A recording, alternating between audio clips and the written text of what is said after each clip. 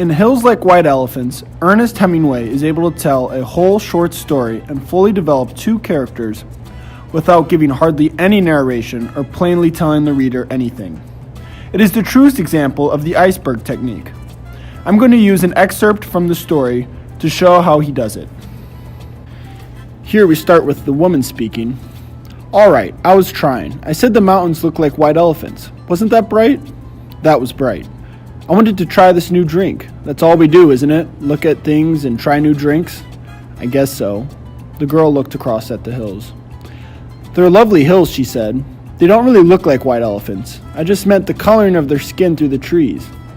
Should we have another drink?" "All right." The warm wind blew the bead curtain against the table. "The beer is nice and cool," the man said.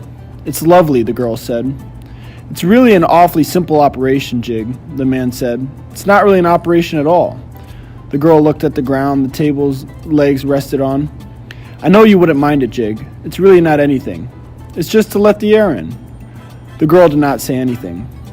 "I'll go with you and I'll stay with you all the time. They just let the air in and then it's perfectly natural." "Then what will we do afterward?" First, notice how this is all dialogue. The reader must discern meaning purely through the interaction of the two main characters.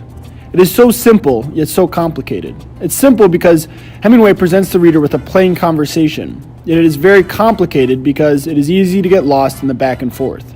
At times, I find myself forgetting who is even talking.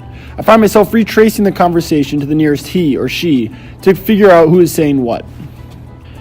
Secondly, the readers dance around the topic. At no point do they say abortion or terminating a pregnancy. After all, Hemingway would argue people wouldn't talk like that. Rather, we see phrases like operation or just let the air in, or we get metaphors like white elephants, something that, although they are gifts, they are very expensive to maintain. Like any good modernist writer, Hemingway requires much of the reader. Here, readers must figure out the nature of the whole iceberg, the conversation being about abortion, from the mere 1/8 that Hemingway gives them.